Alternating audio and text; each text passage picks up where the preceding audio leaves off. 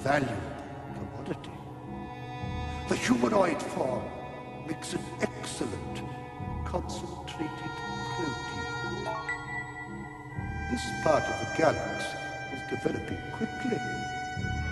Famine was one of its major problems. You turn them into food?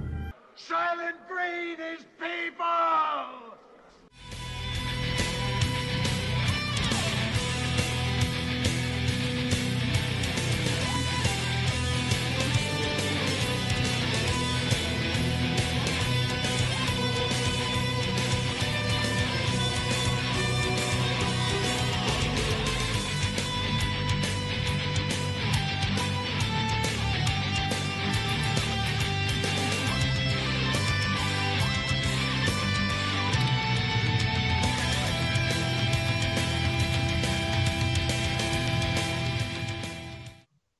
Okie doke.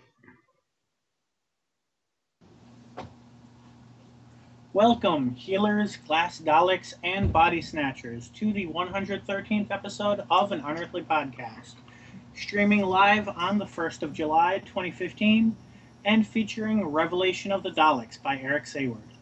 I am Bill Sylvia, the Man in Black, and with me are Mad Matt Winchell. Hello. Randy Ronson McCulloch. Always a pleasure. Aaron Romeo Moon Burke. I'm going to kill them all soon. And Tim the Enchanter Sheridan. Save me for last. Okay. You're amusing, we will save you for I last. think, on her final tether at her workplace. Oh.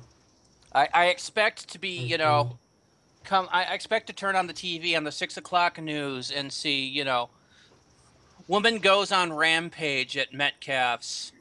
Well, at least got it. you're not taking ideas from today's episode as to what to do with them. They'll all be delicious. Just need to barbecue them. I don't know. I think there'd be a taste issue with some of Aaron's coworkers. I meant turning them into glass Daleks, but thank you for that image. I ate his liver with a bottle of Chianti and some fava beans.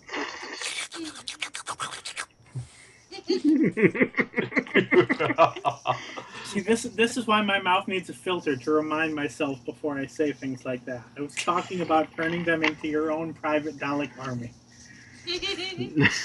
Oh, of course. Yes, but where we went was far more amusing. Let's move on with the news, shall we? Yes. We make Bill's head hurt. Bill, my brain hurts! Doctor, Okay. my brain hurts. So, birthdays. The first thing we're going to start out with is a happy birthday to former companion Lala Ward, who played Romana from, what was it, about 1978 through the 81-82 season. She turned 64 on Sunday, the 28th. And she's also Romana in the first 5 seasons of Gallifrey, and I think. And she was Romana formerly in married Fourth to Doctor. Fourth Doctor Tom Baker. She's old enough to be my mother. Interesting. Matt, she was Romana in the 70s. You weren't even alive. Yeah, I don't know. Like I said, she's old enough to be my mother. Well, yes, if she was old enough to be yeah. If she was already working when you weren't born yet, then yes, that would make her old enough to be your mother.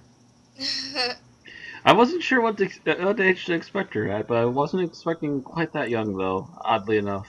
Anyway. So, Bill, do you want to just come in again? And choose your words wisely. So she's 64. Tom Baker was robbing the cradle. Will we still need her? Will we still feed her now that she's 64? That's true. Tom is what, 20 years older than her? A few more?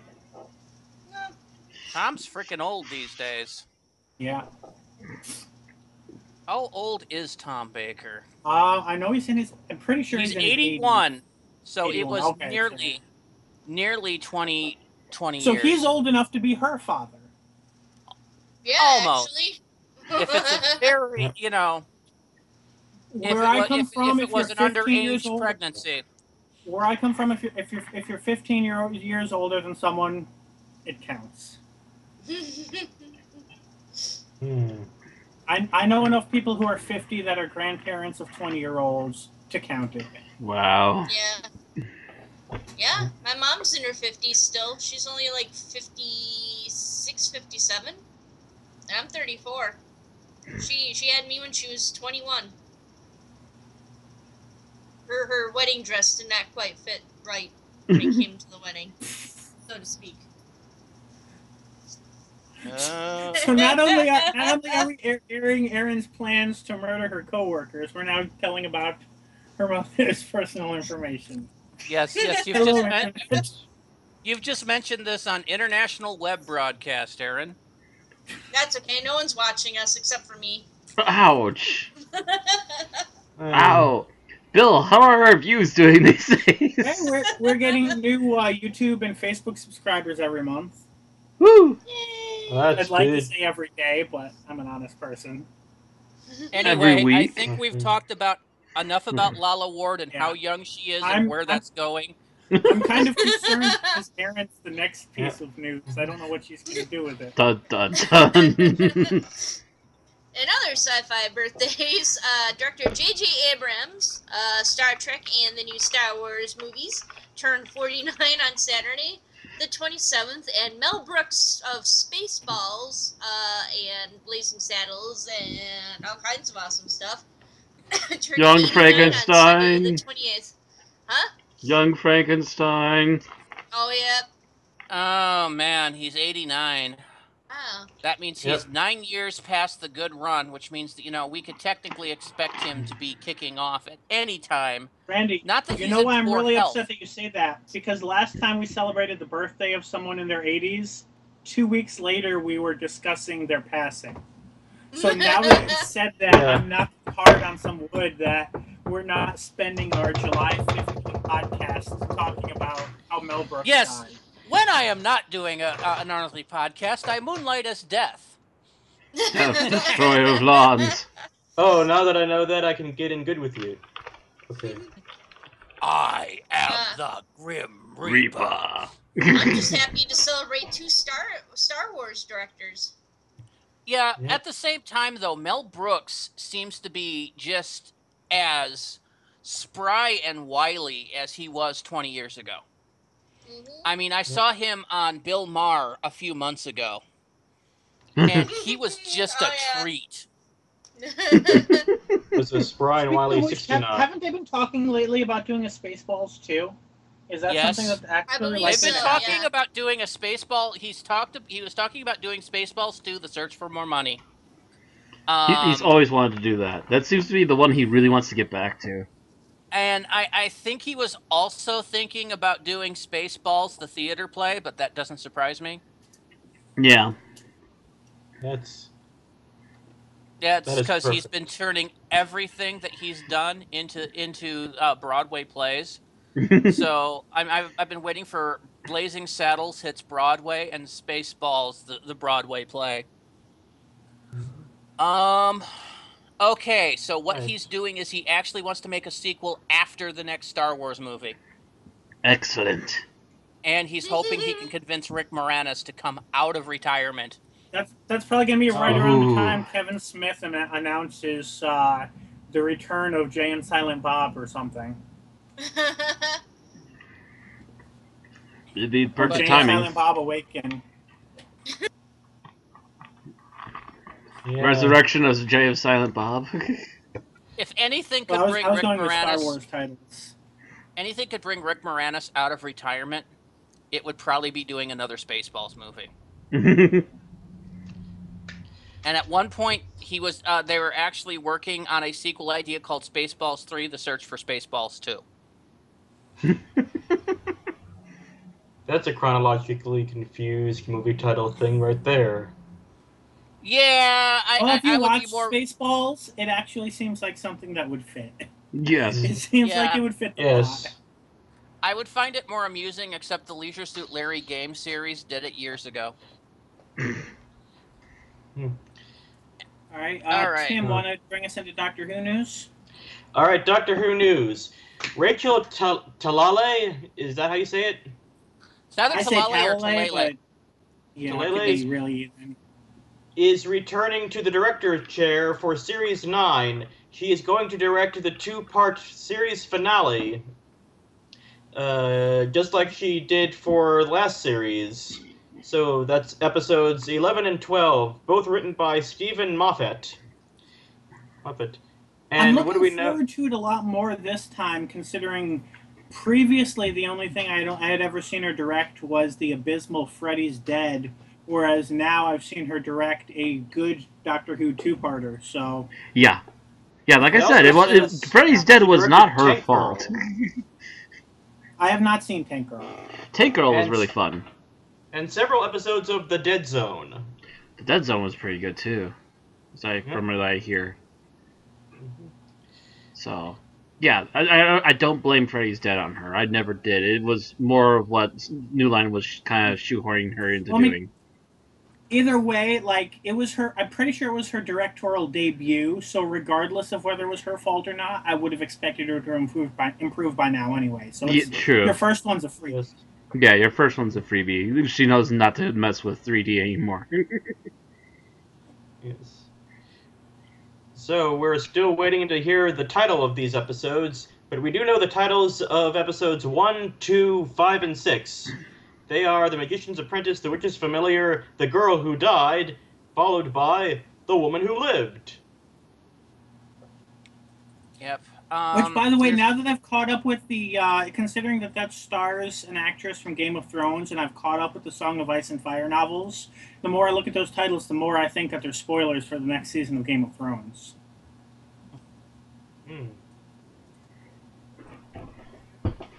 Okay. I noticed the listing of episodes. There's only 12 episodes listed. Does that mean they'll probably be doing a extra long episode 1 again? Maybe.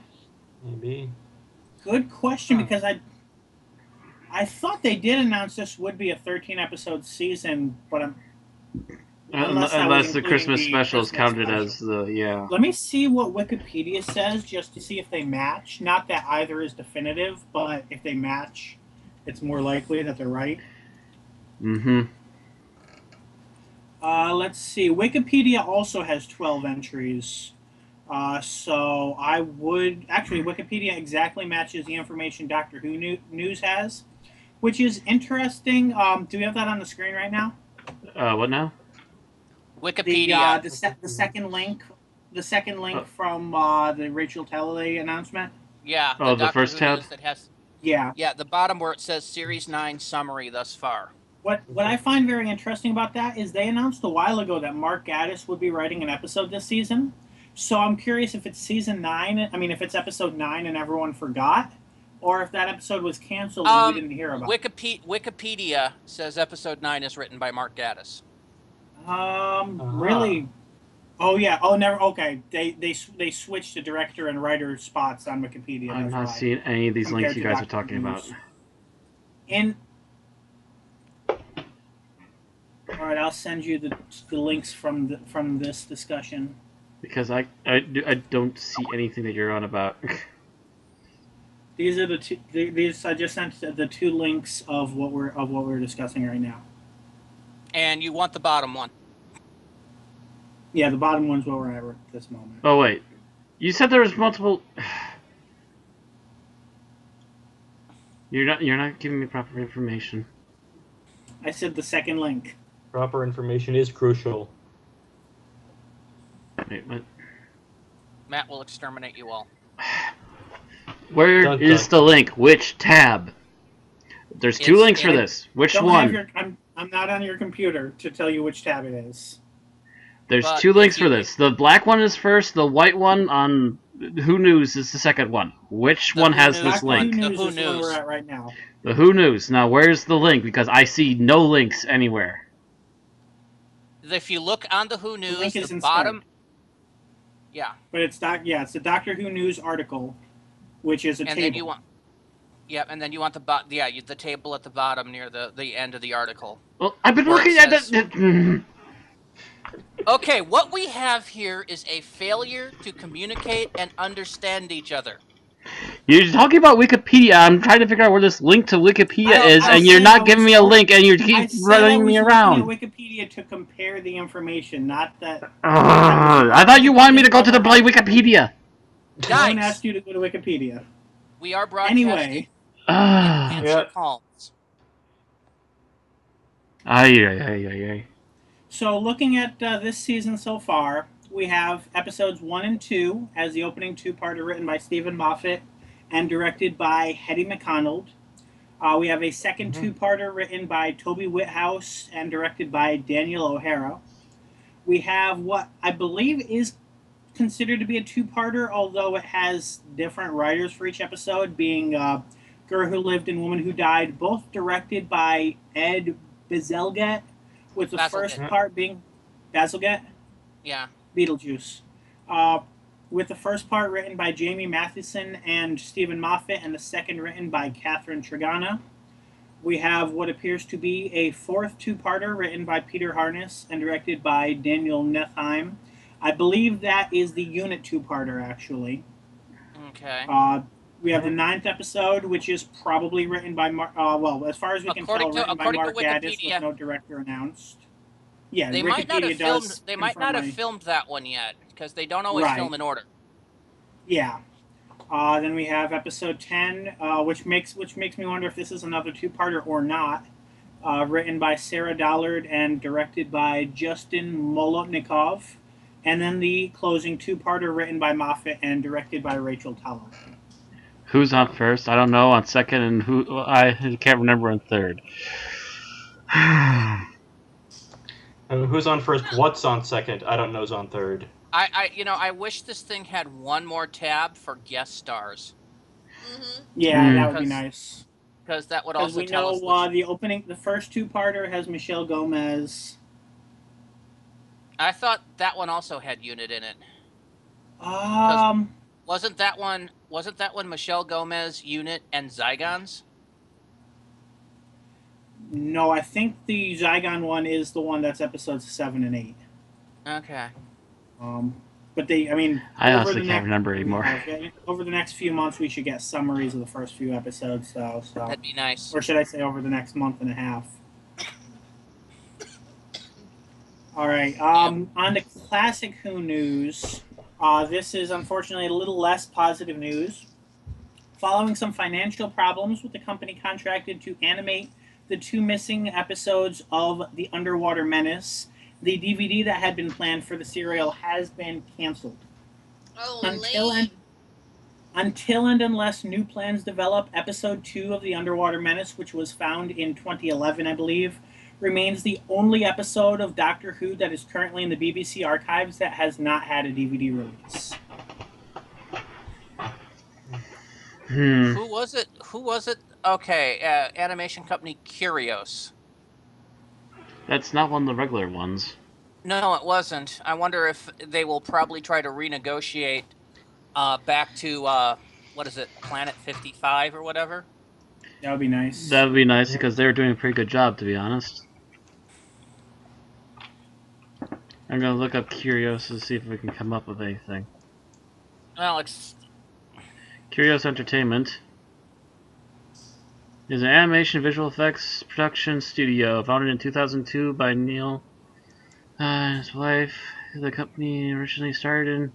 as a matter of fact, it was a local England company. So they might have been cheaper than the regulars. Might have been why they originally went to them, yes. But I'm wondering if maybe... Yeah, because remember that Planet 55 or Planet 5, whatever, was having issues because of Australian bandwidth caps. Yep. Right. On getting their stuff across to the UK. But here's the thing, though. If I have been talking to Aussies lately, and I hear that there are certain internet companies that are allowed to let you off the cap as long as you pay a huge amount of money, but that could also become a problem. I could see that. But... That could become a budgeting problem, though. Australia does have businesses, so somebody, has to have the ability to get over there, yeah. Address to the same cap. Yeah, apparently, according to the article, Curios has ceased trading, which means that they are basically bankrupt. Ow. Yeah, so they've been mismanaging themselves really badly, and now they've So kind of yeah, gone so under. unless someone buys them out, they're probably They're done. dead in the water. It would be kind of cool if they could get Cosgrove Hall to do it too. They haven't used Cosgrove Hall for a while. Not since the invasion, I think. Yeah. Mm-hmm. And I think it's just that Cosgrove Hall is way too expensive for the BBC at this time. Mm-hmm. Because Cosgrove Hall is a very well-known name in animation. Mm-hmm. It's like And I think asking Disney. Yeah, for as far as Britain's concerned, it is like asking Disney. Mm-hmm. I mean, Cosgrove Hall is famous for, Danger Mouse and Count Duckula and a dozen other shows over the last 30 years of BBC or of British television history. There are big sharks, and that's BBC doesn't have the money it did when it came out with the invasion.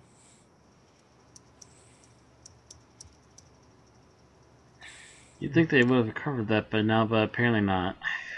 Yeah. Oh, then again, it doesn't help that Top Gear's gone under at the moment. No, That's- they're redoing it though. They're trying to get it back together, but I guarantee you, even getting it back together is going to cost them a lot of money. Top Gear is going to be dead in the water. And let me explain why. So, first of all, this will be quick. Okay. First of all, they're going to have to get 3 new hosts, of which they've only announced 1 right now, just to be able to get it on the same level as old Top Gear. Meanwhile, over at ITV, they've announced that they're starting a motoring show starring Jeremy Clarkson, Richard Hammond, and James May. It's dead in the water. On ITV, Sunday nights at 8. Now, Which is as the long same as they're slot not, that Top as long Gear's as they're not airing, as long as the new Top Gear and the new show run by the old Top Gear hosts are not airing at the same time as each other. That's what I just still said, has a Bill. chance. They are Although running the at new the same show is going time. to be- They've They already both- announced when Top Gear with the new hosts will be aired. It has aired traditionally Sunday night at 8. But if it's not at that time, it has a chance. Maybe, but it's very unlikely. Because they'll be looking to fill that in pretty quickly. And if so, ITV will probably move the new show to release release across from the BBC. They're basically planning on killing Top Gear. It's only logical. And the show's format is essentially going to be Top Gear minus the Stig. So, old Top Gear's dead in the water. That's because they just can't borrow the Stig shtick. Mm-hmm. They'll probably come up with something else. Probably. They're clever men. Or they'll wait till Top Gear folds, wait 5 years, and then bring out their Stig. Something like that. Not the Stig. Anyway, we were discussing the Underwater Menace, which is a shame, but I'm hoping that'll be picked up by somebody else. Hopefully. BBC has plenty of people to talk to. So let's move on to the next article, and this is better news. Although mostly for people in Australia. Bloody Aussies. Basically, since the Doctor Who Festival in London has announced, they've decided to also announce one for Doctor Who Festival in Sydney, Australia. The article is, BBC Worldwide Australia and New Zealand is delighted to announce the first ever official Doctor Who Festival in Australia, which will take place in Sydney at the Royal Hall of Industries and the Hordern Pavilion on Sunday the 21st and Sunday the 22nd of November 2015. Interesting choice because that's really close to the anniversary of Doctor Who. Doctor Who Festival will be attended by the 12th Doctor, Peter Capaldi, and lead writer and executive producer Stephen Moffat, with more talent announced in due course. Fans of all ages will be able to celebrate the heritage and magic of the show with exclusive access to props, costumes, and talent from both in front of and behind the camera. A week after the Doctor Who Festival in London, Australian fans will have the chance to hear from key cast members in a series of on-stage talent Q&As with limited photo and autograph opportunities available. A series of interactive workshops with Doctor Who's resident creative team will get visitors a chance to learn about the television production process and what it takes to be a Doctor Who monster. Fans can also test their knowledge for the chance to win some great prizes in the Ultimate Doctor Who Quiz and get some exclusive Doctor Who merchandise. Why can't we get that? It's worth noting that this, I'm not sure if they're going to be simulcasting in Australia or if it's going to have the week delay, but at least for the rest of the world, this convention is probably going to be the week after the season finale. So that's probably a part of where the timing came from. At least assuming that our current belief that August 29 is the premiere date is correct. Isn't that very close to Chicago TARDIS too? I believe Chicago TARDIS is usually at the end of November, around Thanksgiving. Is it? Chicago TARDIS is November 27th through 29th. So that's it's the week after. The week after, yeah. You still have to pick and choose. Americans, you gotta pick and choose. And in a first for New Zealand fans, Peter Capaldi will head to Auckland, New Zealand on the 24th of November for an intimate meeting with fans. Venue and ticket details will be announced in due course. According to Capaldi, being unveiled as Doctor Who in Sydney last year's World Tour and meeting the fantastic Australian fans was such a cosmic, life-changing experience that I'm thrilled to be coming back for a full weekend of Time Lord mania. God, he is so enjoying this. It's a good thing he has a TARDIS to be able to attend both conventions.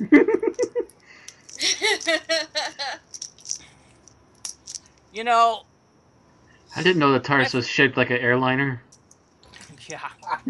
He fixed the chameleon circuit. So he's basically popping over from to Australia and then popping to New Zealand.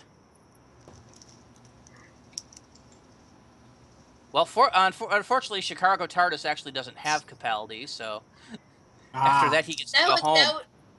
That would be awesome. That would have been like the ultimate 2 weeks of, oh my god, I'm freaking exhausted now. But also probably the one chance that we would run off to Chicago. And then he would get to, well, hopefully by then he'd be done filming the Christmas special at least, so he won't have any work to do for a few months. Yeah. They should be shooting the Christmas special while the actual series is airing, I suspect. Yeah. Unless that's the real reason why they're going to Australia. You know how New Zealand is and it's filming. So their day ticket prices, general is $195 Australian. How does that translate to American? It used to be about 100 American, but I'm not sure about now. I'd have to check. You said 195? Yeah, 195. Let's see.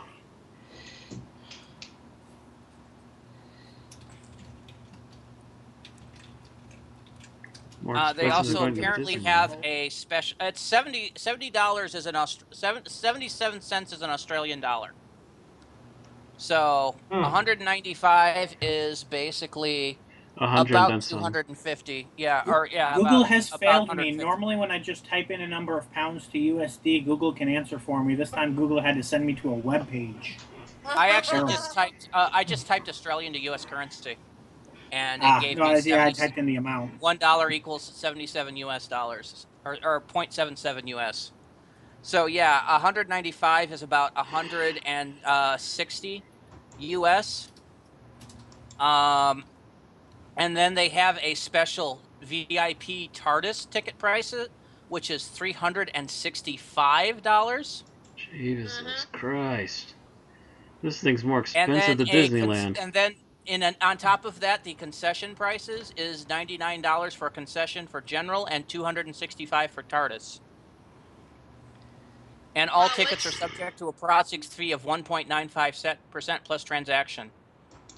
TARDIS tickets will have all the inclusions of a general ticket, plus best seats in the house for theater sessions, exclusive access to TARDIS Lounge with 2 free drinks, and a Doctor Who goodie bag with a merchandise value of $110 Australian. What's the difference between a concession general and a regular general? Or I think that's for additional concession prices. So I think it's general, and then if you want to eat while you're there, you have to pay the concession upcharge. Oh. If you want your food covered, yeah. Just wow, that's expensive. Never mind. I want to move on to the next you want to piece sign up before for we run into pre-sale parts tickets? time. You can look to www.doctorwho.tv, and tickets can be purchased at Ticketek. Pre-sale tickets are available from 11 a.m. today, and general tickets are on sale from 11 a.m. on the 6th of July, and I will remind you this is Australia time. So But, give it 15 probably hours. East Coast Australia, I think. Or actually, whichever coast Sydney's on. I think Either that's way, actually give it about West 15 Coast. hours compared to American Sydney, time. I think, is East Coast, and I'm thinking it's 13 hours ahead of US, but I might be off by a few hours. At the very least, Sydney 13. is...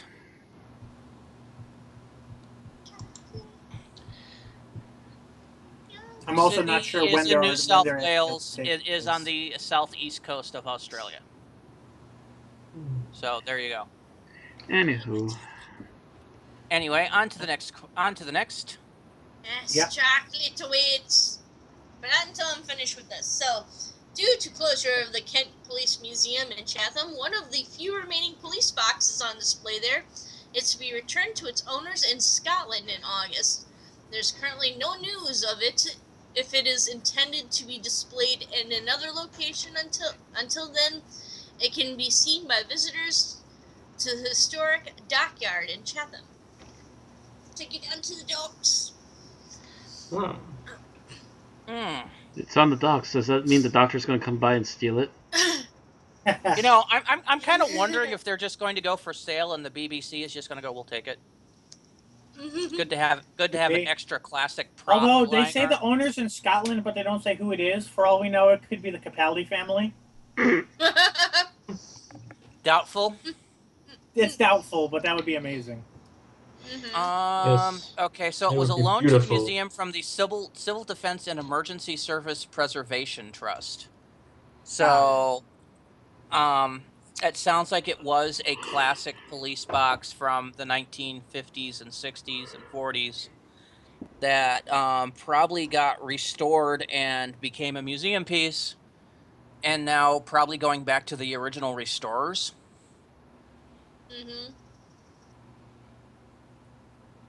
And it is known that the best place to find these old style police boxes was Scotland, although they had them painted red at the time. I imagine Scotland was a little less rainy than England. Not really. It's just the fact that they were in use longer up there, because it took longer. It took longer for the mobile phones to get put in there.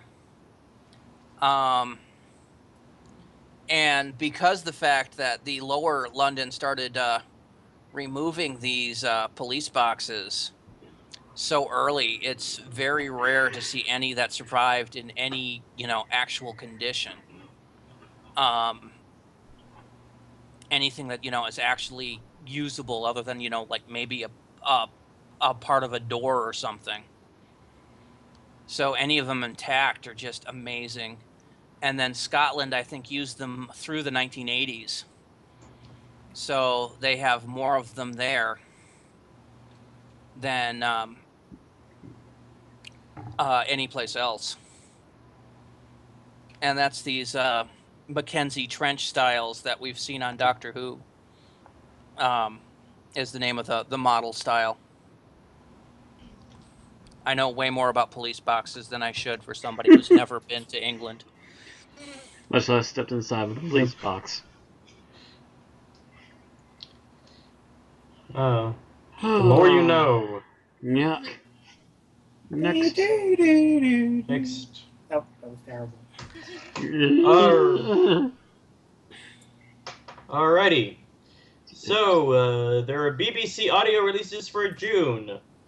They're releasing an adaptation of the Target novel The Massacre by John Lucarotti, and a box set release of the 3 original audio series to feature Tom Baker's return as the Doctor, and that's called The Nest Cottage Chronicles. Now, The Massacre is read by Peter Purves, and was released May 21st, 2015. for order in the UK or North America. I do want to say a few words on the massacre. This is an episode that was adapted to audio pretty much because the entire serial is lost from the BBC archives. There is no footage of this, which does a severe disservice to this particular serial because this is one where the Doctor, where William Hartnell plays both the Doctor and what I understand to be the main villain of the piece. And a huge part of what the story means comes from how William Hartnell acts the part, which is something we cannot watch in any format right now. So that is a severe issue with this, a severe hurt that's been dealt to this serial that I'm curious to see if what Peter Purves probably just narrates, but it was this basically is a serial that would be nice Hartnell's. to see returned. It was Hartnell's Enemy of the World. Exactly. Or for New Who exclusive viewers, it was Hartnell's Nightmare on Silver. Only with no Cybermen. Also, there's a contest or competition, but the competition ends this Saturday, so you gotta be quick. Real fast. To win a copy of The Massacre, just answer this question.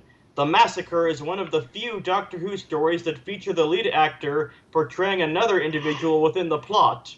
Name another televised story, actor, and his character where this also occurred. Which we just told you. Yes. Salamander. Please send your answers, along with your name, address, and where you heard about the competition, to comp-massacre@doctorwhonews.net with the subject Ambrosia. And please, if you do Ambrosia. and you heard from it here, tell them you heard it from us. Don't tell them you heard the answer from us. Yeah. I would like to state for the record, I had not read the competition part at the time I mentioned it. Neither had I, yeah. And there's another competition to win the Nest Cottage Chronicles. Just answer this question. Tom Baker appeared in a film together with one of the guest stars in the Serpent Quest opener, Star Wars. Hey, that's clever. Name the guest star in the film they appeared in. Please send your answers to the same place with, the blah, blah, blah. To be fair, since most of these questions can be found on Wikipedia or IMDb, I feel like they're mainly just to prevent bots from entering. Pretty much. Probably. That's random draw. Now for Bill's big part. Yep. Yes, Big Finish news is it is a spectacular week for Big Finish news. The short version is that Big Finish is basically saying, here is our New Who license. They obviously do not have any of the companion, well, depending on how you use the term companion, they do not have any of the full season companions or the Doctor actors at this point, but they very clearly are licensed to use New Who. There are 4 announcements here. The first is the Diary of River Song. By the way, each of these is a 4-hour box set, so I don't keep repeating that. It's usually these box sets are 4 one-hour stories. The first is the Diary of River Song, which is an adventure starring Alex Kingston. Although the 8th Doctor, Paul McGann, does appear in the cast notes, this will be released in January of 2016. The second entry of Doom Coalition, which is the current or the next 8th Doctor story, essentially replacing Dark Eyes as the ongoing 8th Doctor, will feature River Song, and that will release in March 2016, with at least part of the conflict of that story being how can River help the Doctor without actually meeting him, which isn't really that hard when you come to think about it, but that's only part of the story.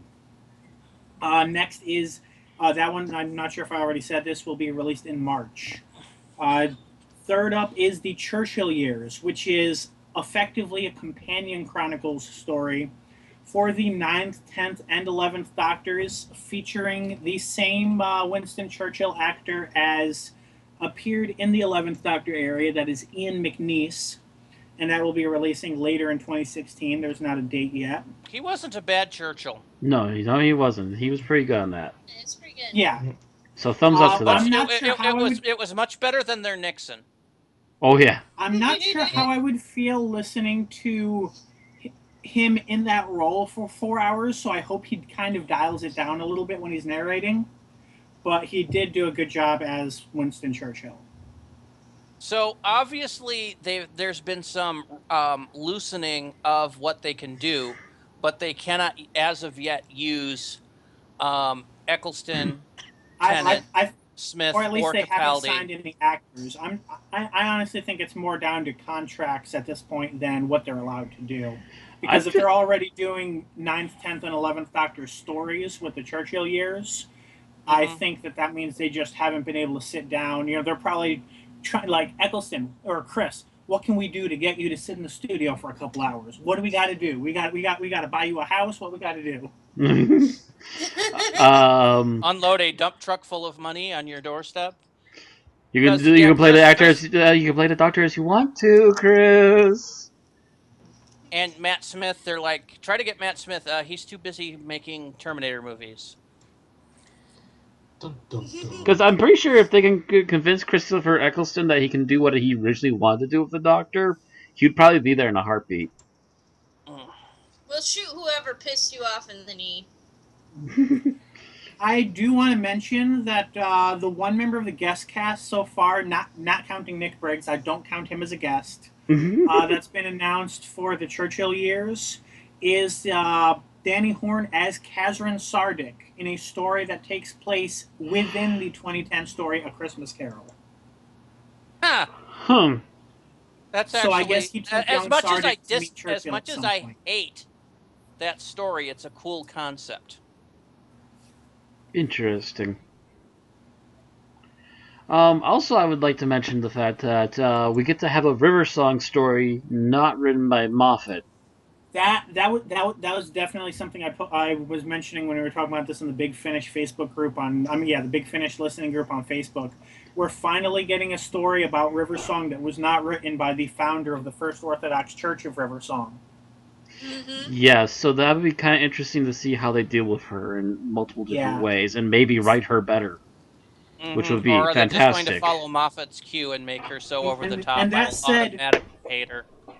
That said, she is very similar, at least in her origin and description, to another character that Big Finish has done a lot with. That being Bernie Summerfield, so they have some idea of how to write this sort of character. True. Which is why it's going to be interesting. That said, I'm kind of hoping that at some point down the line, if this is successful, that we do see the two meet.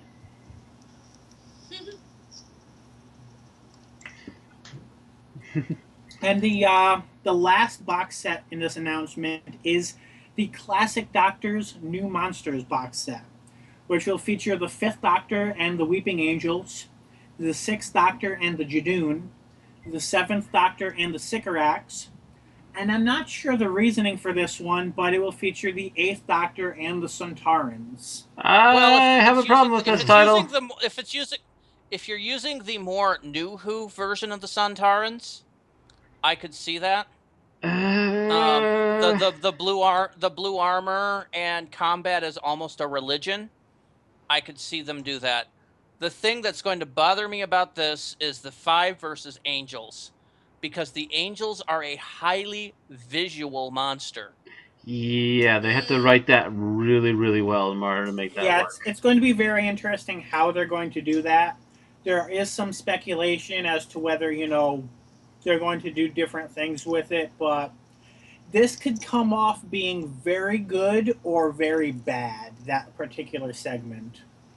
Colin Baker versus the Jadoon is pretty straightforward. I actually want to see that. Oh yeah. I'd like to see it. I'm just saying it's not. There's no trick they need to perform to have that. Same with 7 and the Sycorax, which I also want to see, because watching Sylvester McCoy side off with his indignant rolling R's against the Sycorax would be freaking awesome. The R's and the S's. Because the Sycorax versus the Mastermind? Yes!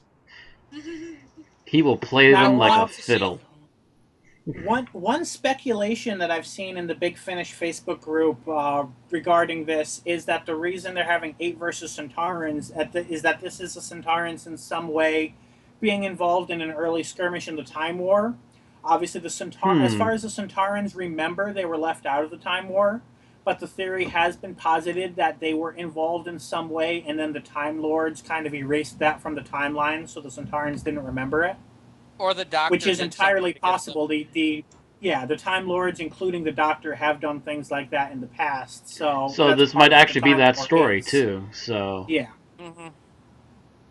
Yeah, this is a definite lightening up of the story, and I guess it's in part because the fact that Doctor Who is now hitting its 10th anniversary since the reboot. That they're deciding, okay, we can start bringing in some of the older stuff now. But might I add, though, I have some problems with the artwork for the Weeping Angel. In particular, its hand is backwards. Its thumb is where the pinky is. Oh, yeah. Someone doesn't know. Oh, maybe that's supposed to be like that, though. Maybe there's some like funky. Maybe someone switched its arms, but yeah, you are right. That is. I'm sorry. I saw that and it's been pestering me ever since I saw it. Wow. Yeah. Once you see. Now you see, you can't look away from it. It's just. I need an eraser. The only follow-up, and it's a pinky. You switch of the thumb. Try to look away, but you can't. Can't look away from it. Maybe it's trying to twist its arm in an unnatural way or something like that. Regarding the Angels, one thing that I've seen a lot of fans saying they'd be more in favor of would be 7 versus the Angels. Yeah, that would be pretty awesome. That would be really interesting. That could actually work because it's the chess master versus a really weird alien race that could probably move as fast as you could think. At the same time, I'm opposed to Big Finish even doing the Angels unless they have a really, really, really smart written way for them to do them. Which I'm hoping that they will. Writers yet? They did not announce the writers yet. So. Well, it's going to be a really big production, so I assume they have some of their better writers on this by now. Yeah, except for if you notice, this is a full cast audio drama with 4 different doctors, which means that each doctor has basically a half hour to deal with the monster. Well, each doctor is going to have a 1 hour story, basically.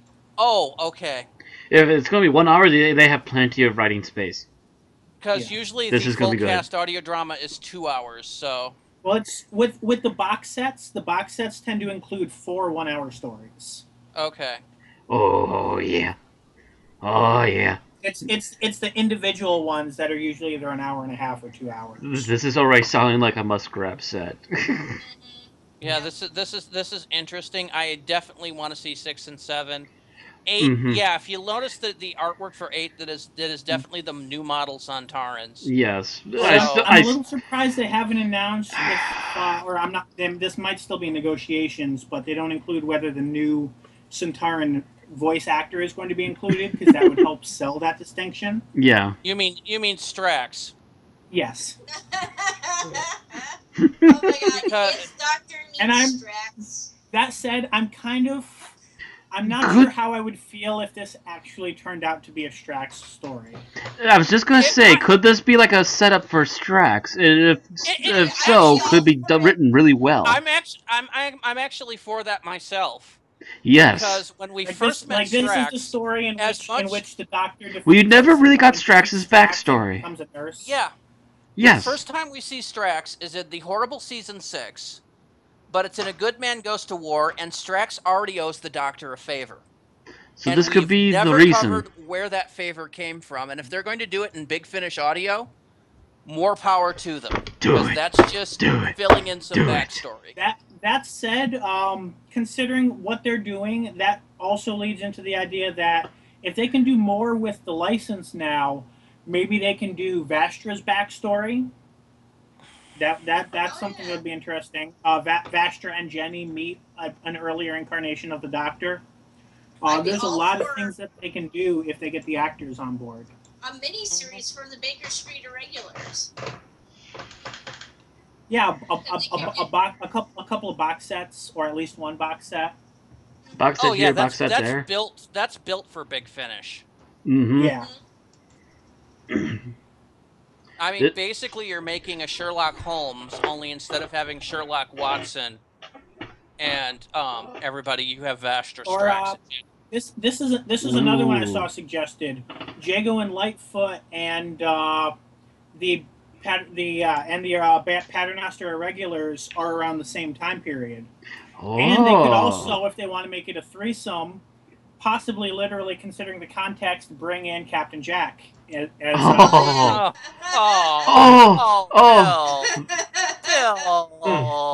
Bill, the phantasm. It's all over the place.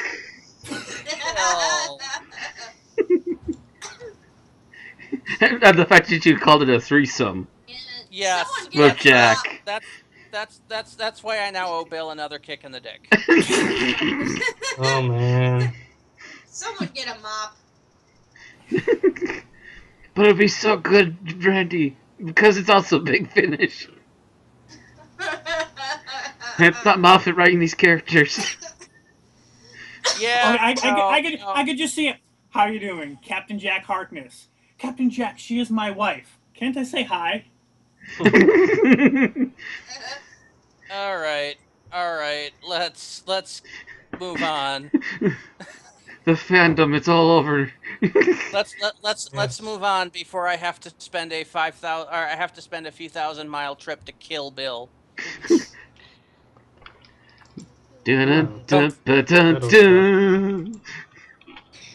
Yeah.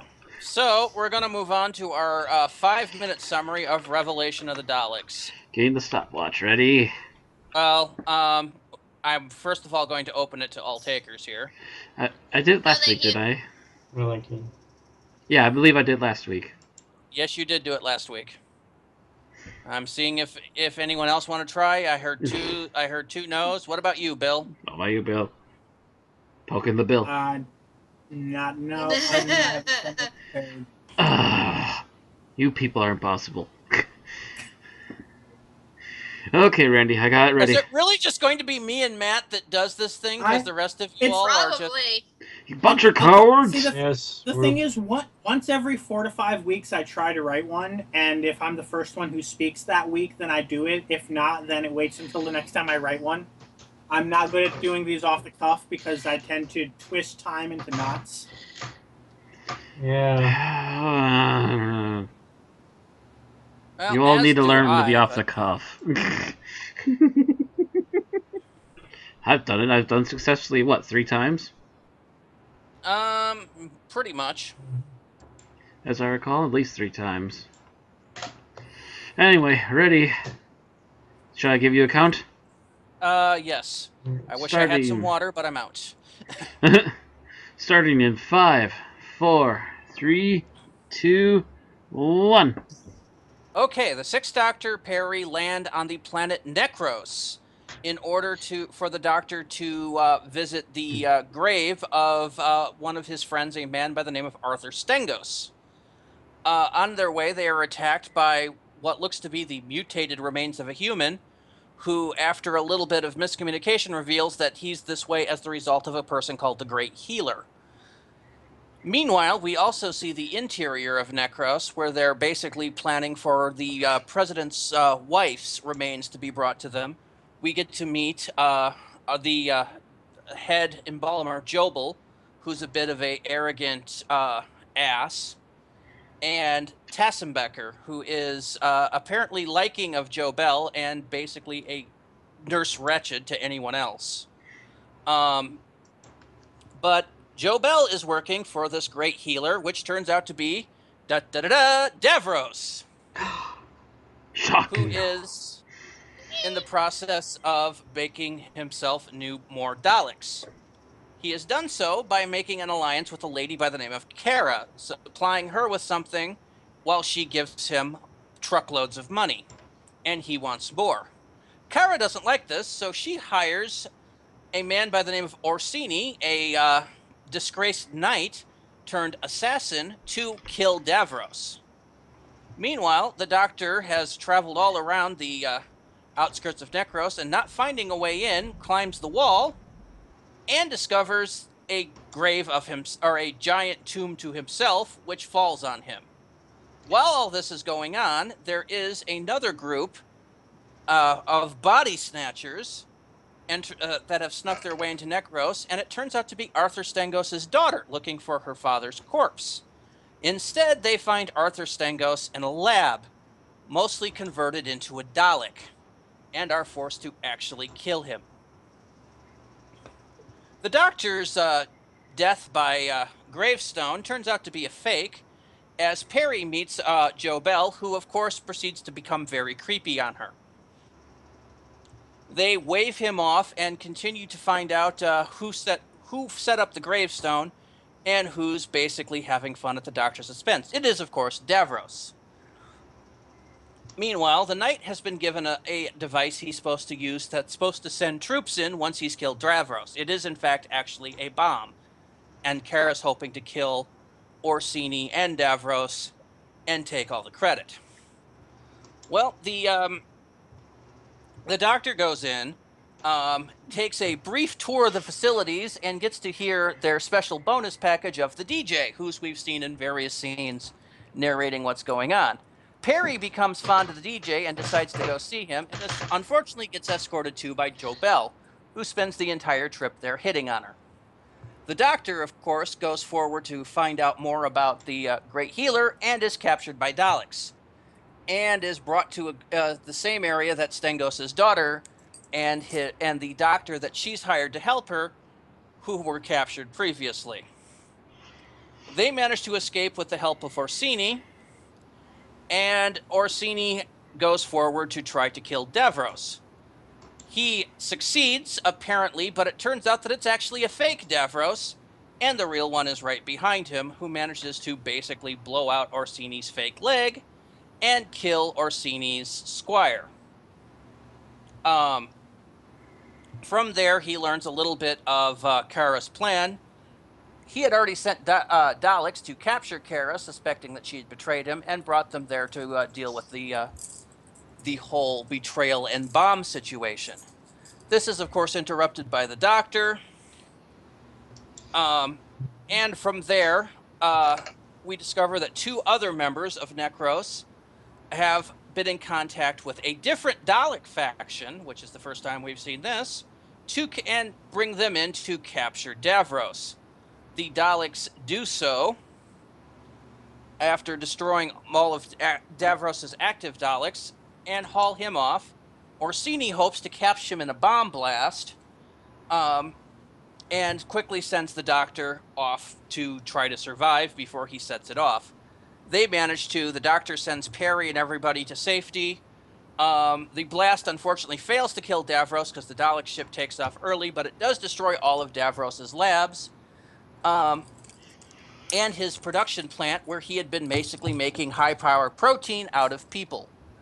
The Doctor has suggested to the two people that sent in the other Daleks that they need to actually use a plant found on the grounds, which they considered a weed, which when refined would make a much better protein.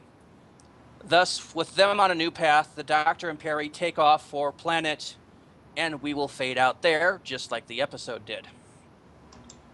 Paused. You did it in 5:23. Ah, a little over. Just a little smidgen over. Because I tried to make it more creative. Just by a smidge.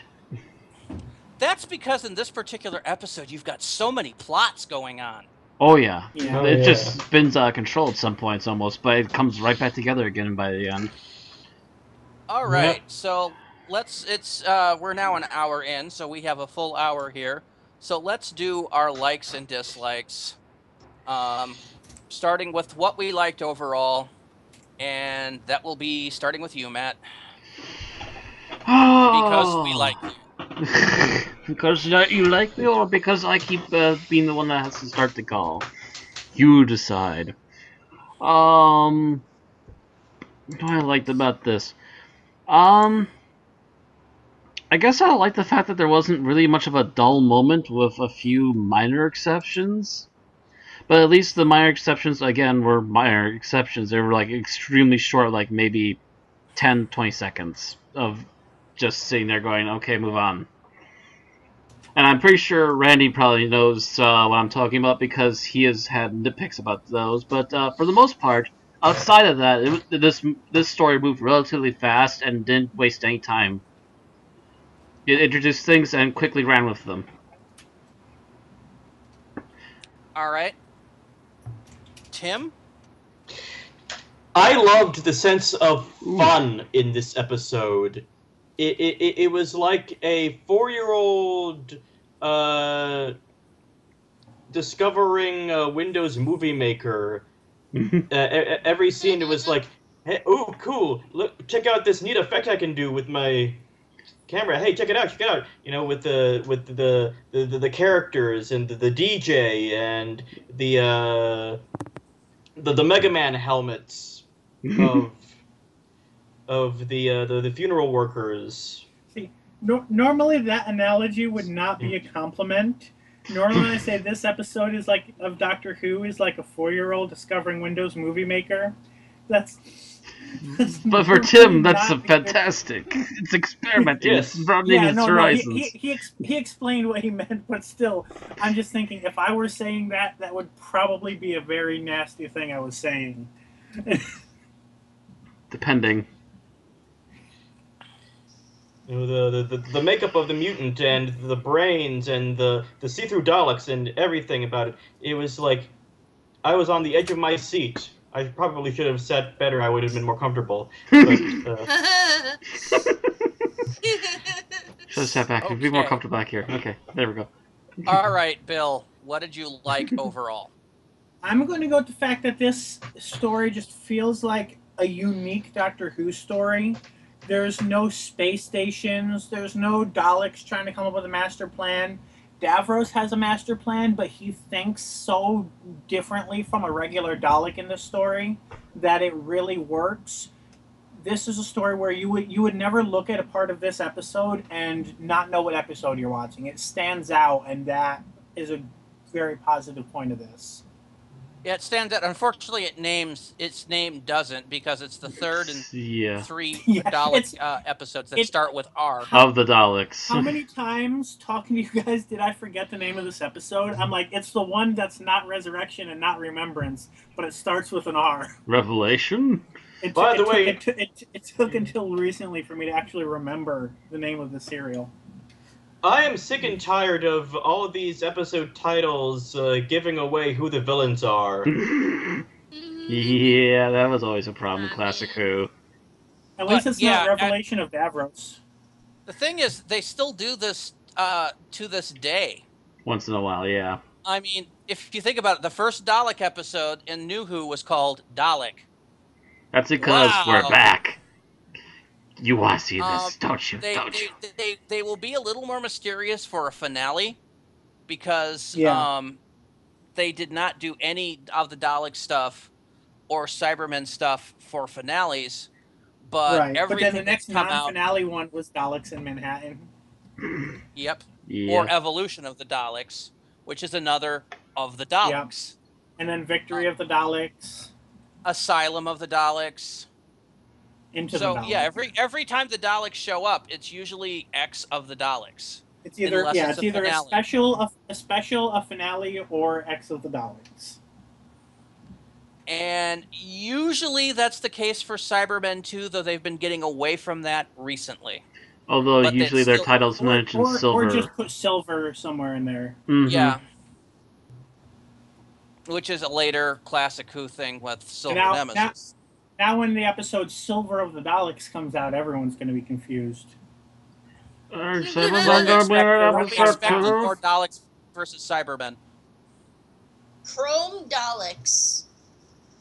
The Daleks shall go to Valhalla, all silver and chrome, shiny and chrome. Witness me, Davros! I am a Morton Thay. I'm just now picturing a pimped out Dalek with spinners.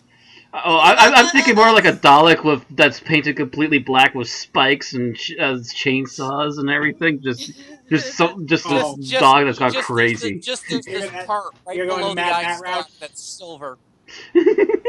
Oh yeah, just the eye stalk silver. The eye stalk and the light bulb silver. And the globes. Oh, and the bumps. Yes, the Dalek bumps. That would be insane. Okay, I think we were at Aaron. Sorry, it was a good What tangent. did you like overall? I like the idea of Davros running a hospital of horrors. I guess trying not to be too specific, but I like kind of that kind of switcheroo type. Like he's actually gone undercover. A little bit more, but he's kind of sort of gone undercover, and you don't know exactly, except for the viewers. The heroes don't actually know what they're in for. Even when the doctor heard that there was a nameless great healer, I think from the look on his face, I got the idea that he knew who he was dealing with. I'm not sure he knew who he was dealing with, but he knew he was in for some trouble. He had his suspicions. Yeah. Yeah, he has some very obvious suspicions. All right. Well, I liked the doctor's new cloak and wished he kept it on more. I knew somebody was going to choose that one. I will say the cloak did look very nice on him. I was waiting for it, but nobody else did, so I said it. I will say it does look very nice on him in this particular episode. This is the basis, because there are several Big Finish audios where they've recolored the Doctor's normal outfit into blue. In just shades of blue, yeah. And this was where they got the idea for that. And that cloak, by the way, was deliberately created by Eric Soward because he absolutely hated the Sixth Doctor's outfit. And so did Colin Baker. From what I understand, he did everything he could to hide it or remove it in an episode. Yeah. Mm-hmm. Or at least not have the coat fully visible. Yep. You'd take that coat off whenever he had the excuse to. He despised that coat, and I think that was a matter of contention between him and JNT, too. Although I think a lot of people have learned to love the coat. Just as a thing. Well, it is kind of they love it indicative because of the 80s. It makes them think of 80s Doctor Who, but if he had worn something different, they would love that instead. Ugly and bad taste is pretty much the 80s in a nutshell, isn't it? To a degree. Lots of bright colors. Very gaudy. Okay. Very 80s. So, overall, what didn't you like about the story? Matt. What did I like about this story? I don't want to steal your thunder because I know one thing that you are definitely going to hit, Randy.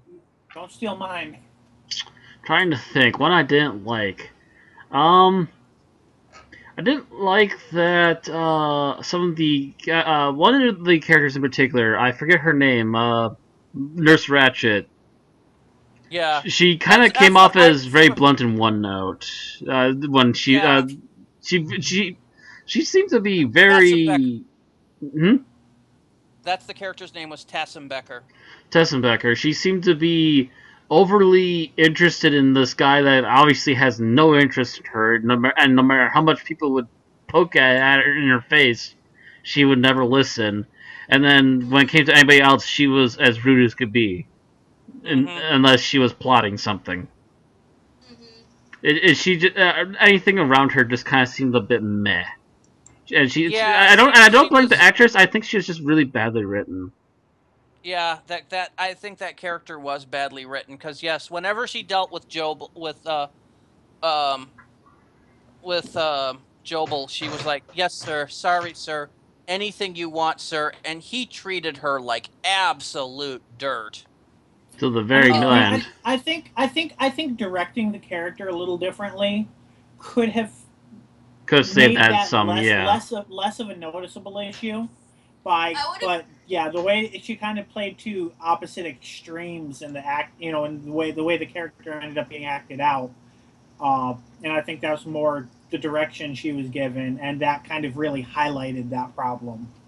Mm-hmm. Yeah, I kind of would have liked to see her turn into a Dalek and then kill Jobel. Yes. Yes. That would I have wish they worked would have really gone through the Dalek processing first, and then she or would even like on Adventure if she Streak. started and had a partial transformation and then it ended, you will be exterminated. As she finishes him off. To be honest, the entire part where she's kind of semi-coerced by Davros to do it, I think was unnecessary. Yeah, she could have come to the conclusion to kill the bastard sooner and on her own anyway. Yeah, I would have preferred to have had that be a completely unrelated subplot, rather than try to tie it into the main plot. If Davros was going to do things like that and have that be in the plot, I feel like it should have been the focus of it rather than an extra thing. Yep. Mm-hmm. Like if Davros is going to be, I don't know what you'd call it, a Sith Lord, a Godfather, or what. Watching Davros corrupt people into becoming Daleks, of their own right. Yeah. Okay, so Tim, what didn't you like overall? What I didn't like was the Doctor and Perry storyline seemed to take a little long to get going. It was like all these cool things were happening inside the facility, and the first episode was the Doctor and Perry are not there yet. They're outside trying to get in. Mm-hmm. And it seems like, as cool as these things that going on inside are, they would be a lot cooler if the Doctor was here. Yeah, that's kind of a beef I have too. There is a bit about halfway through the first episode, because this is a two-part by 45. Mm-hmm. Where you've got the DJ narrating what's going on, and that would have been best for a kind of a end of episode recap. Instead, they put it in the middle of that, and they delay the Doctor's arrival on Necros to make the thing falling on him be the finale. And I think those two should have been kind of swapped around. If the Doctor had taken half the first episode to get there, and was dealing with stuff, and then the man turning into the Dalek could have been the cliffhanger at the end of the episode rather than the mid-episode cliffhanger. Mm-hmm. Or what would have been the episode 1 cliffhanger if this was a 4-parter? I feel like it was written as a 4-parter and then edited into a 2-parter later. Kind of, yeah. Yeah. Yeah, but they had stuff in the wrong order. I don't think they had commercial breaks or anything, though. No, it's BBC. Of course they didn't. No. If BBC had commercials on their TV, the people of Britain would give up on BBC. Actually, they're debating that now, Matt. They're debating it now. In their chairs. They're debating it now because of the amount that the government has cut the BBC charter. I mean, if they put in commercials, what they're going to start lowering the licensing fee probably. That's the thing. The Parliament is debating canceling the licensing fee. Gotcha.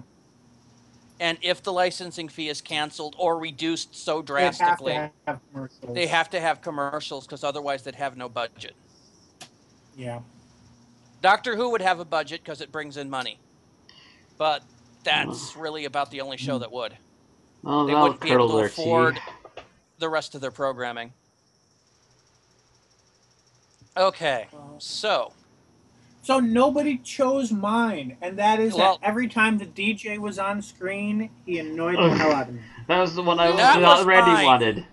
I knew that was the one Randy wanted. I am on record of saying that I hate and despise the DJ.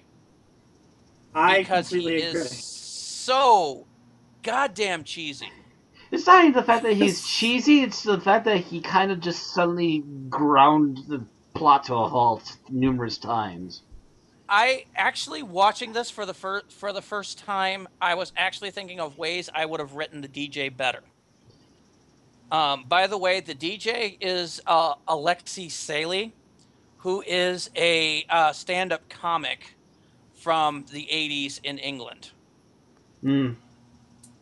2007 named him 18 in the list of Channel 4's 100 greatest stand-up comics. So he's up there. And- It's just that they gave him really bad writing. So they wrote the role specifically for him.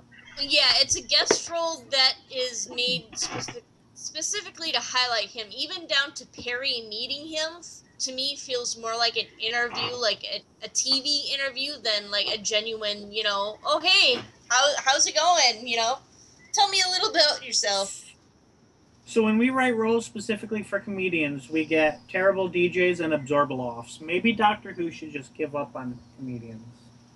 Or have it written by people with more talent. Well, we've written for comedians, and we got people like Donna. Yeah. True. It's the fact that the comedians need longer to flesh out their characters. But anyway.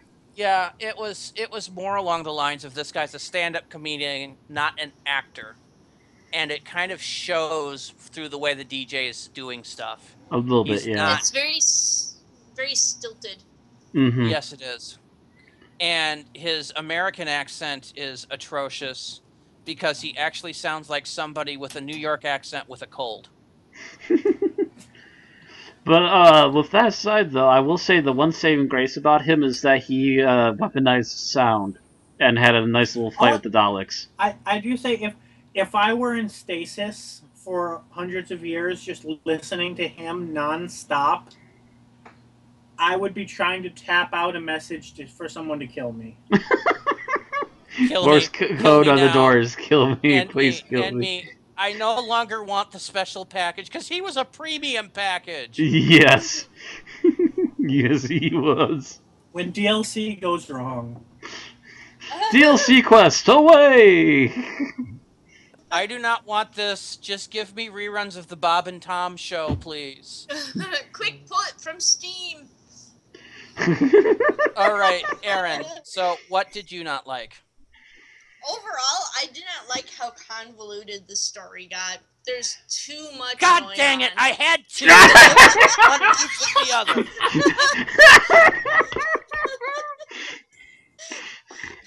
What are you going to do now, Ren? What are you going to talk about now? Think fast, Randy. Time is fleeting. Well, Bill, I have to drive to Connecticut to kick in the dick. I know where you sleep. Okay. I'm eating chocolate in your bed now. I've eaten chocolate in your bed, now you're going to be sticky and full of crumbs. Yes, it's the Sorry, chocolate she's saying I'm eating biscuits. chocolate in your bed, and the first thing through my mind was kinky.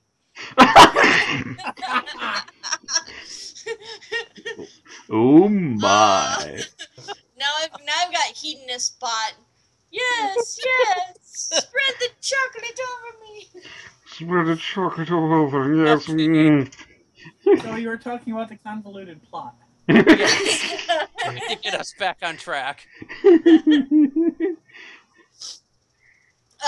it feels like Aaron's there's in a just better a mood lot now. going on with the. Yes, I am in a much better mood. She's got food in her stomach, of course she's in a better mood. I have food and chocolate in my stomach, And we've basically been making her laugh for about an hour. Yeah, pretty much. But yeah, there's with the quote unquote body snatcher types who discover the Dalek. I kind of wish their story was a little more fleshed out. It feels like they should have been part more of a resistance that was building against Davros. That's kind of what I felt they were trying to go towards. I wish they had built up the whole rebellion against Davros. Maybe have it already pretty much in full swing. And that's why Davros is so, maybe keen on stuff anything Kara is planning, because he's already got to deal with a rebellion or something like that. Rather than have the other Daleks show up at the last minute. So, after watching a few soured episodes in a row now, I think I know his problem. He has the writing equivalent of OSS, Ooh Shiny Syndrome. Mm-hmm. As he's writing, he sits there, he writes a bit, he goes, hey, this would be cool, right. Oh, this would be cool too, right. So this would be cool, in other words, his weakness is that nobody's editing him. Which is why script editors weren't supposed to commission themselves to write scripts anyway. Correct. I wonder if modern Who could learn something from that problem. Dun dun dun! Please do. But the thing is, Ooh. good writing, especially for a TV show, you have 2, maybe 3 things going on. You have the main plot, the subplot, and a small personal tertiary plot, if you have that. You have 3 main plots in this, 2 subplots, and all of them are being tried to be tied together by Soward's writing. And it's just too much because none of it gets fleshed out enough to be believable. And Soward's only key way of making all of these things tie together is that they all get captured, released, and then shot. And no, he tries to make Davros behind everything. Well, besides Davros being behind everything. I mean, his main reason to get everyone together is that they've been captured. So, I mean, if you had taken the plot of, the Embalmer and Nurse Wretched, separated it from Davros, and just made it a subplot to 2, bigger stories, it would have been a better plot, and you would have had more time to develop it. Instead, you have to cater to 4 to 5 different stories, and he ties them together so they become so convoluted you don't know what's going on. Because you've got the Doctor and Perry going to Necros to research the death of this guy. Plot 1. You've got the Body Snatchers. Plot 2. You've got Kara, Orsini, and Davros. Plot 3. You've got the President's wife coming to Necros. Plot 4, minor plot. And then you've got the Head Embalmer and Nurse Wretched. Plot 5. It's way too much to handle in 4 episodes. Yeah. Again, if you were doing an entire season based on Necros, which would be bad, but I'm saying if you did an entire season based on Necros, those 5 plots would be fine. Or even a third party where the first story is the mystery of what's going on, the second episode dedicated to Davros, in 45-minute episodes, 45 minutes of what the hell's going on, 45 minutes of Davros manipulating things, and then 45 minutes of the Daleks have arrived. That might sort it out. And I forgot that one, so 6 plots. Soward just tries to pack too much into this and take it, so you got so much going on and little time to develop anything. It's basically a plot nightmare. Mm-hmm. Oh. Yeah. So, Ren. Now it's time for Randy's point. Okay. Try and stall. All right. Wasn't that? What I don't like, I'm sad to say this, I really did not like the direction on this episode. Some of the direction and cinematography. And it saddens me because you know who directed this? Graham Harper. Really? Yes. It does not show. It doesn't. I'm like, really, Graham? What the fuck were you doing? Really? Him? Maybe they made him look closely at the multicolored jacket and he got hypnotized. Maybe you can only polish a turd so much. And it's still a turd. On a related note, what did you think of the soundtrack? The soundtrack is typical era Who. Yeah. It's basically the same soundtrack or the same style of soundtrack we'd been hearing since the 5th Doctor era. Okay. So it didn't bother me that much. It Oh my distracted me God. sometimes because there were like these random beeps and boops in the soundtrack, and I thought it was my computer for a second. I'm like, no, that's the soundtrack. Yeah, it's the same style that they'd been doing since 1st or 2nd season Davidson. So, by the way, Aaron and Tim, are you aware of who Graham Harper is? Because I need to look him up quick. I am unaware of who Graham Harper is. Have you watched The Caves of Androzani? Not yet. The Caves of Androzani is considered, and by our polls agree with this at the moment, one of the greatest episodes of Doctor Who, past and present. It is the only one in the Unearthly Podcast history to have a solid 5.0. He also directed Warrior's Gate, Revelation of the Daleks, Rise of the Cybermen, Age of Steel, Army of Ghosts, Doomsday, 42, Utopia, Time Crash, Planet of the Ood, The Unicorn and the Wasp, Turn Left, Stolen Earth Journeys, and the Waters of Mars. That's just plain Who. He is the only classic Who director that was considered on the level to be used for New Who, and as Matt just described, he did quite a lot of New Who as well. Yes, when they brought him back to do Rise of the Cybermen, Age of Steel, that was back when they did the behind the scenes Doctor Who, and they talked about how they were so happy to get Graham Harper back, how he was one of the greatest directors in classic Who history. And largely it's because of his work in Caves of Androzani, which is, because he would do a few others. His first serial was Caves. He also did Warrior's Gate. This one. No. He was uncredited. Really? He was on Warrior's Gate uncredited. Partial contribute. Can't pronounce that word. He helped with directing a little bit on that one. He was a production assistant, Matt.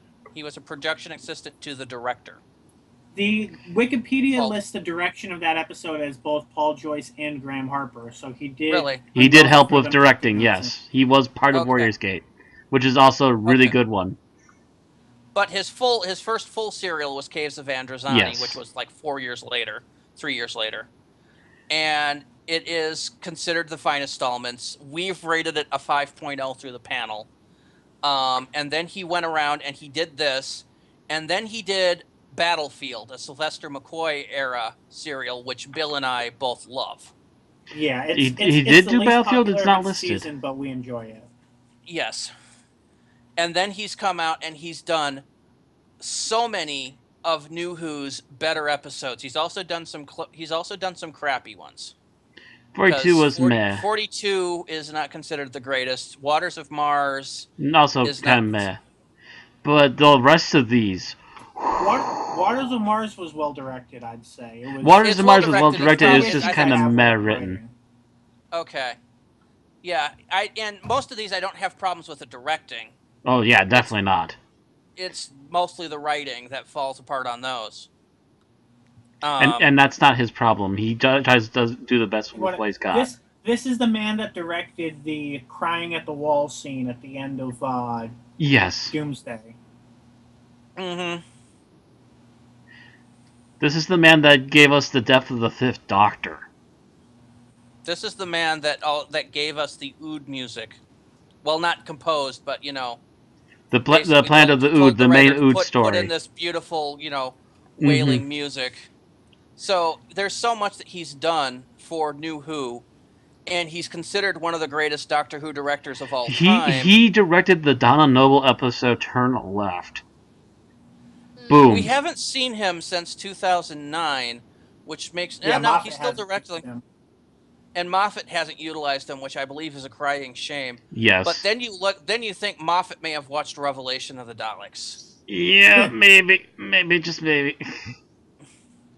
Because they're and I'm going to name a scene in particular. There is a scene where the body snatchers are going down a hall, and they keep doing this thing where the camera pans down to an exactly identical hall, and they come down a different way, so it almost looks like a Scooby-Doo episode.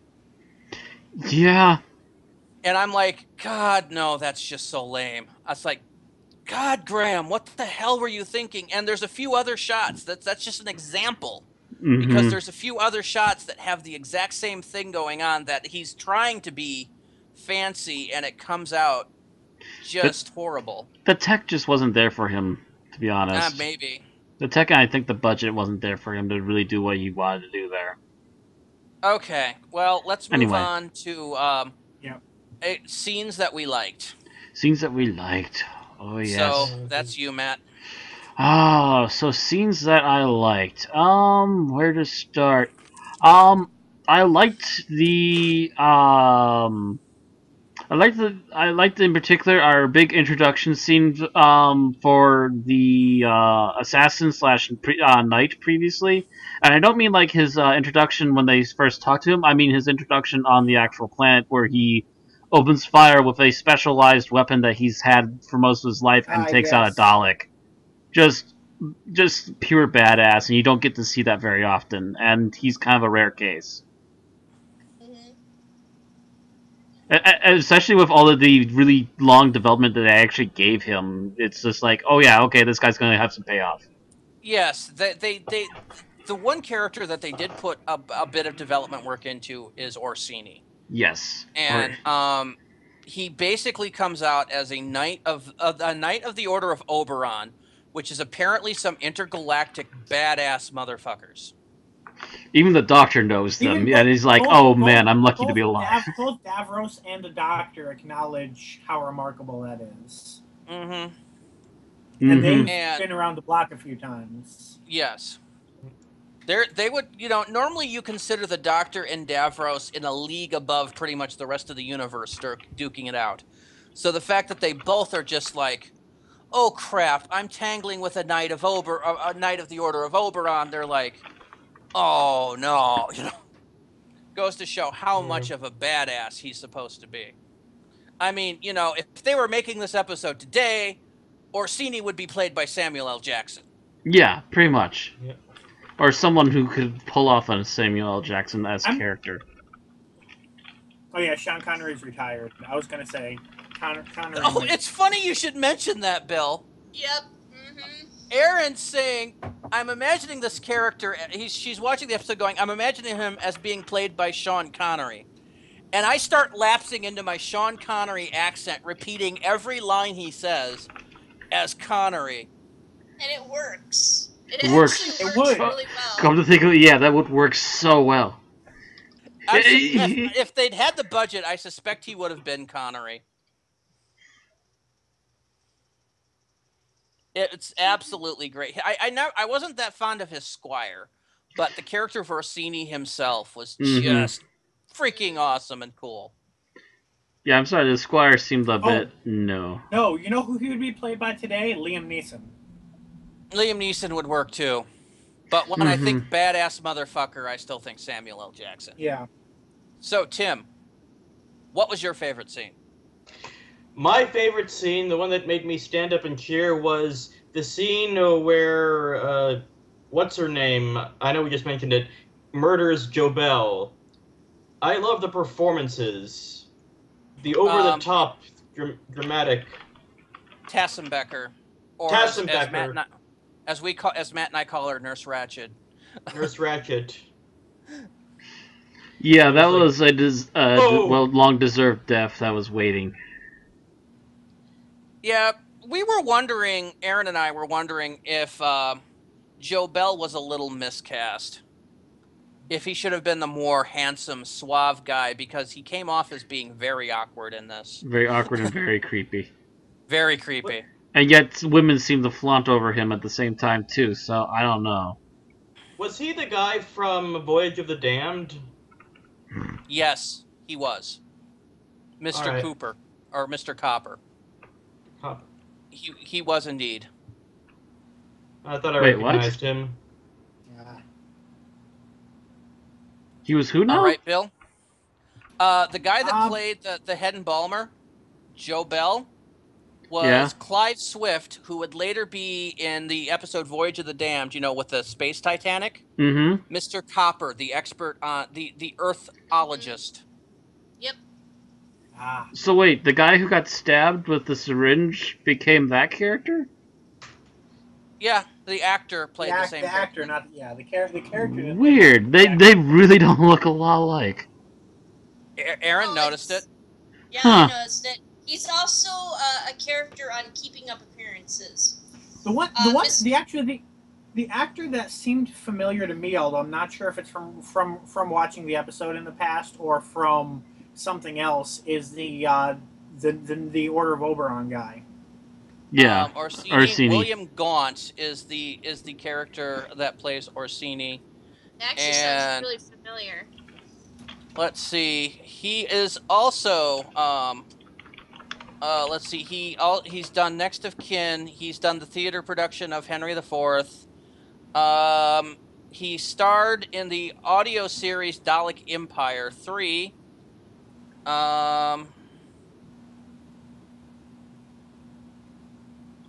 Midsummer Murders. He's played a character in EastEnders. He's done Juliet Bravo.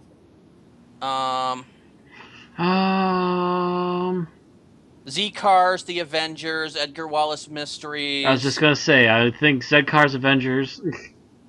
that's some big stuff right there already. Champions, Sergeant Cork. Nothing else that I've watched. He's mostly he's a character actor that does a lot of classical Shakespearean style work. But in particular, the big ones would have been Z-Cars and the Avengers. Yeah, fortunately, not much Z-Cars survives. So, but the Avengers is definitely around. So if you happen to have been watching the old British show, The Avengers, you might have recognized him from that. Which again, he's very good in the espionage spy series because the Champions are the same style.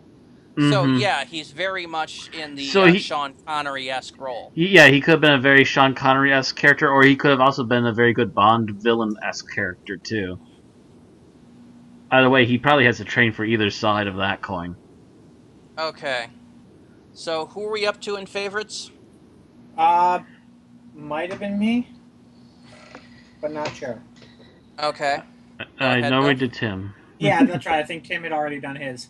I'm going to go with the discussion. The discussion that surrounds the cliffhanger at the end of episode 1. Honestly, the props could probably have used some work, but other than that, it was a good scene. It is very reminiscent of what would later go on with the 11th Doctor dealing with Trenzalore. I noticed that. And Colin Baker, I think, sells that pretty well. Which is more evidence that Moffat watched this episode, by the way. Mm-hmm. So, Aaron, what was your favorite scene? The Perry calling the Doctor Porky. The climbing the wall scene. Yes. Actually, there was a lot of good stuff during that scene. It just goes by so quickly. Yeah, I for my favorite scene, I think I'm going to have to go for Orsini's death scene. Well, not the actual scene where he blows up, but the whole scene where he's like, "Go on ahead." The heroic sacrifice scene. The heroic sacrifice scene where he also gives off his badge and he's like, "Tell them what happened here." Yes, that's the part I'm actually thinking of. It was I thought that was beautiful. Yeah, so, that was a nice send-off for a very epic character. Okay, so what scene didn't you like, Matt? Oh, I'm trying to think of one. Actually, how about the first time we see the DJ and he literally repeats everything we just freaking saw? Just, not only are we stopping the scene to do a scene that just explained everything we just saw, but we're also just grinding everything to a sudden halt. And now let's repeat this 3 more times. The DJ would have been better utilized as a segue narrator rather than having all this. Yeah. Maybe have him do a really quick, shorter scene where he's just like, "Hey, what's up about this?" and kind of announce that something happened over here. We don't hear from him. In the one episode where Perry is fully dressed, they have the DJ go on about if you're enticed by the female form and, "Oh, look, a damsel in distress coming to visit you." Mm-hmm. Yeah, that just went on too long. If he was a segue narrator, it would have been better. I would have actually loved to see him completely isolated from the plot, just kind of narrating what's going on in segues, and then have him show up and meet the rest of the cast at the end of it when the building gets shut down. Yeah, and like be actually completely at a loss for what's going on. Instead of constantly repeating everything, how about he very quickly kind of narrates between 2 things that are going on, and then we get to see also a little extra from Davros. Mm-hmm. Since Davros is the only thing he couldn't see, yeah. All right, so Tim, what was your least favorite scene?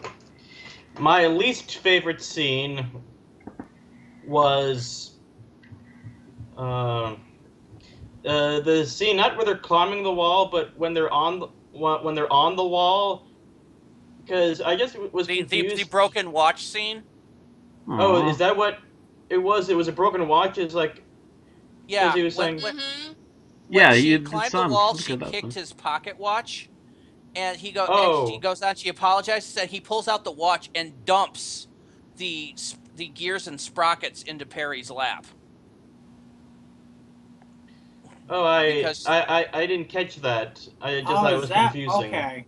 See, yeah, I did misinterpret that upon rewatching it, because when he put the watch in, like when he's like I'm sorry too, and he puts the watch in, like I thought that she had maybe dropped the watch, and then he just produced it and put it into his pocket. So I'm like, wait, so you were just fucking with her? That's kind of how I interpreted it upon rewatching it. But okay, so if they do show the broken gears, then that kind of takes that away. Yeah, they show him like literally toss out the broken bits. Okay, I missed on that her lap. Yeah, I couldn't catch what happened at first either, but all of a sudden I see him dump out the contents out of the watch and then snap it shut and put it in his pocket again. I'm like, oh, poor watch. So, Bill, your least favorite scene. Okay, so I need a new least favorite then, because I thought I might have misinterpreted that, but I wasn't sure. So to go with a new, I'm just going to say the scene where the other Dalek faction shows up. Not that it's a bad idea, just because it's placement and how rushed it is. If it had been at a different time and written differently, it would not have been terrible, but just crammed in there amidst everything else at the end, it was too rushed. It was ruined. Yeah. Yeah. Okay, I'll buy that. Aaron, your least favorite scene. My least favorite scene? Has anyone talked about her stabbing Jobel yet? Somebody voted as their favorite scene. That was my favorite scene. That was your favorite scene? Yeah, I loved the performance by Tassenbecker. Oh. Mm-hmm. That was my least favorite scene. We talked about it a little bit when somebody was saying it was their least favorite character, but not as a scene. Yeah, I felt that it was kind of awkward and that it was just really kind of, I don't know, it just didn't come together for me. Like, him telling her off, her just kind of frantically kind of running around trying to convince him that she's, really not that bad, and then eventually she just hauls off and kills him anyway. I just felt that it could have been handled so much better. It could have been done with a lot more finesse, and it just felt kind of clumsy to me. Probably could if they weren't trying to cover 6 plots. I do think watching that character that she was given poor direction. I think that if she was told to do that character in a different way, every scene with that character in it would have been improved. Possibly. Mm-hmm. But again, also 6 plots. Yeah. So my least favorite scene is any scene with the DJ. Any scene. Even when he's using music as a weapon, I still don't like him, because then he proceeds to kill 2 Daleks and dance out in the room like a fucking idiot. Yeah, he kind of ruined that scene halfway through. The beginning of it was really good, and then all of a sudden, what are you doing? You... Yeah. Dumb... You idiot. I'm sorry. I don't like the character, and I think he was poorly acted and poorly written. Smeggin' derp. All right, so... By the way, before we do final thoughts, I was going to mention this as an extra mention of the favorite scene, but I forgot to. There is just one scene where the character who happens to be a doctor says, "I'm a doctor, not a magician." Yes, I remember that. As a Star Trek fan, that stood out to me. That was a bump idea I thought of and discarded, is to have that scene where he says that and just have McCoy glaring. Oh, by the way, I want to share some couple of things with you guys really quick here. Matt, we do not have time. They're just really quick images. I just wanted to mention the fact that the version I got to see was the amplified version, the slightly better effects version. No, that's the one we watched. Yeah, I really like the new touches with the special effects. They didn't go overboard, but they also didn't do them poorly either. What did they touch up? Like I said, I'll send the links here really quick. Mostly it was the Dalek levitation. Oh, that's right. I do remember seeing some of the comparison images online. It was mostly the Dalek levitation because the original, most people couldn't tell it was a levitation. They just thought it was a supersized Dalek. Well, there's that, but there's also a lot of the beam and lightning effects were greatly improved on this as well, as you'll see from the images I've shared with you. I think they did a pretty solid job of just enhancing what was already there. Made Davros, even as a head, look like a bigger threat than he was in the original one a little bit. Maybe. Also, they fixed the Dalek arm. That's that's the decoy head, right? Yeah. Yep. But we are now behind schedule, so let's move on to our final thoughts. Back to final thoughts. Final thoughts. I don't think it's totally the director's fault that the story turned out the way it is. I think it was kind of poorly written by Soward, who had too much control over what was getting written. If they would have thinned out a few of the extra unnecessary plots and kept what was already there, we could have had a pretty solid episode again. So being what it is, again, I think it's just a matter of editing, and we could have made this a much better story. And it could have been a really good one, too. Alright. Tim? Oh, I loved this episode so much. It was exciting, it was fun, it was entertaining, amusing. It had over-dramatic things, and it had the best Dalek kill death performances ever. Usually when you get hit by a Dalek death ray, you just go, ah. But no, these people really sold it, especially the secretary. Oh, I hated that death! Oh, I loved it. I absolutely hated it. Because I mentioned to Aaron how much I hated that death. Oh, I thought it was perfectly overacted. Episode that everyone else dislikes. Oh God, that Muppet flail death. I thought that was amusing. That was overacting. Nah.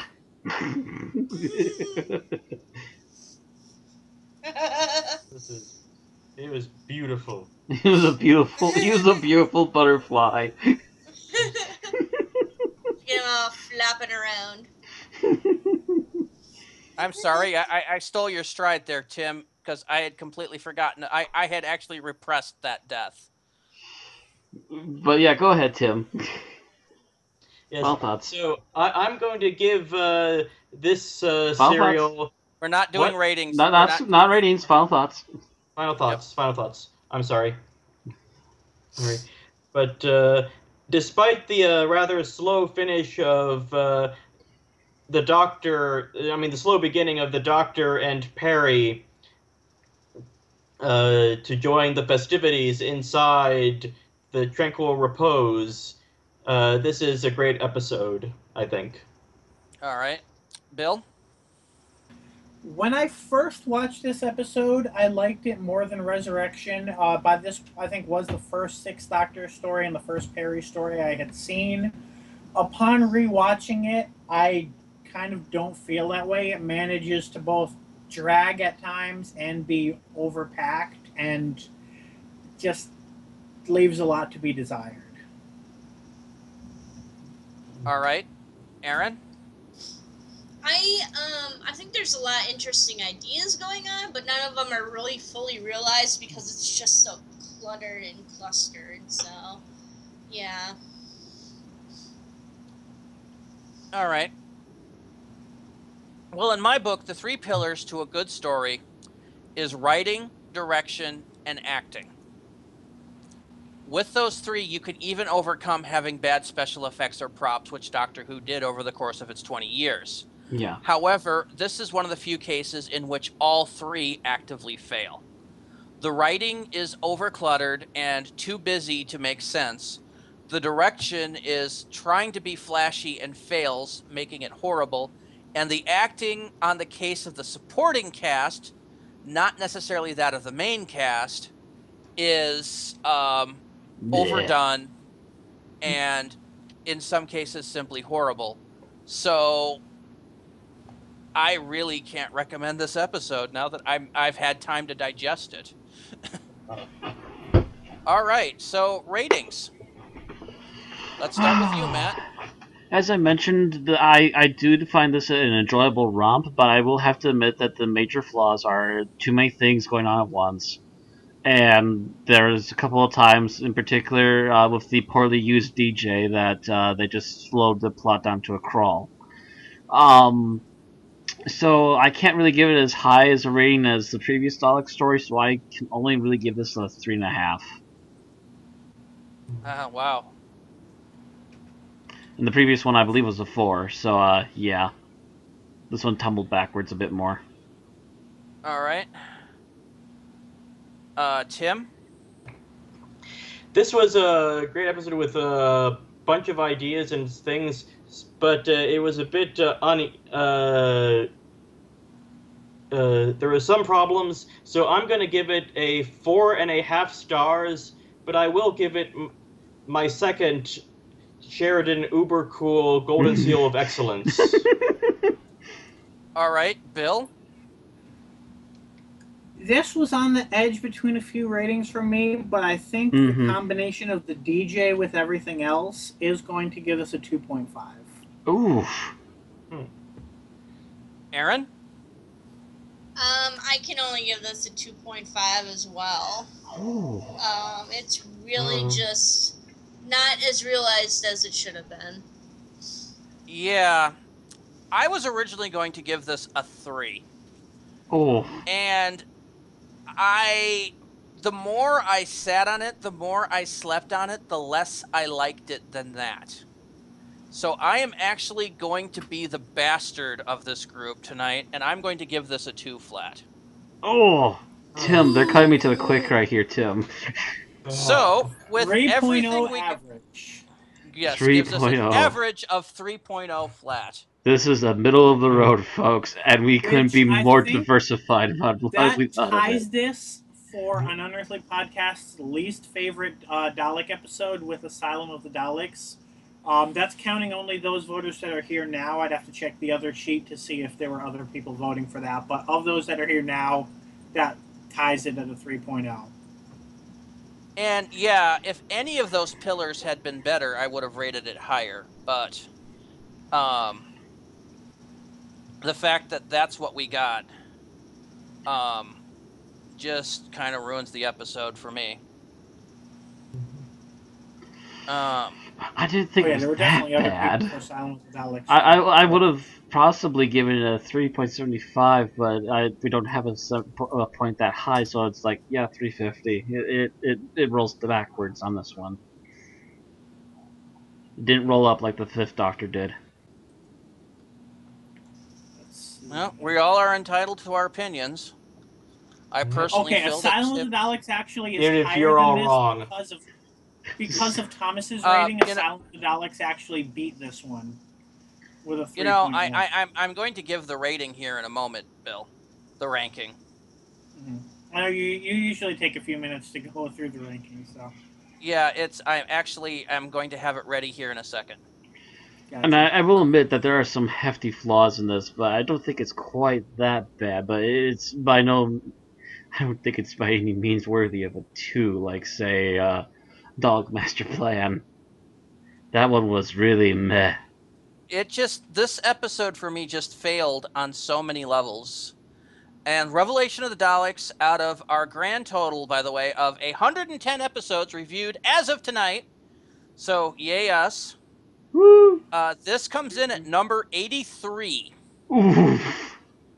It is just above Time of the Doctor and just below Dinosaurs on a Spaceship, which shares a 3.0, but the core gives it a 2.6 instead of a 2.8. Which is probably mostly because of me, because I remember being the most negative one. Yeah, I was the most negative. I'll take my dinosaurs and smack you over the head with them, Bill. Asylum of the Daleks comes in at a 3.1 with 3.0 from the core, and is above this at number 77. I happened to notice that both of these were 3.0s, and both of this and the Daleks on Spaceship are technically popcorn episodes. Turn off your mind and watch episodes, more or less. Which is average.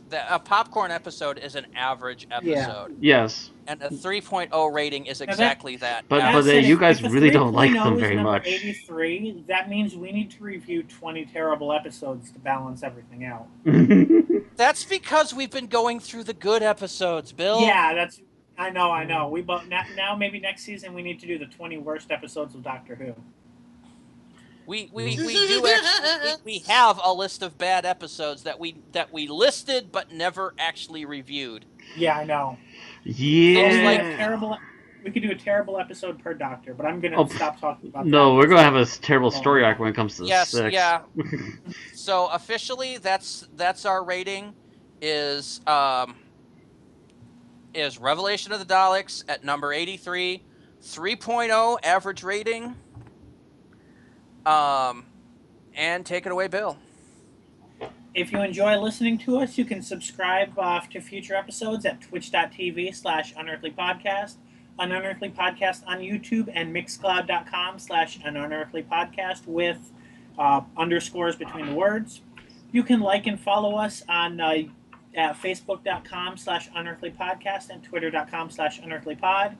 And if you want to help us keep going, you can support us at patreon.com/unearthlypodcast. And of course, do not forget to join us next week at 11:10 Central as we talk about Remembrance of the Daleks, written by Ben Aronovich. Oh, this is going to be and featuring a Dalek being killed with a baseball bat, so do not miss it. And I will guarantee that one will not be 83. No, it will not. I'm hoping for it to be to challenge Caves, but we'll see. I'm almost half expecting it to challenge Caves. This is going to be a big one. I'm hoping it'll be in the top 10, but we will review it next week. Until then, tra. Daddy gotta poo. Good night. Good night. Okay.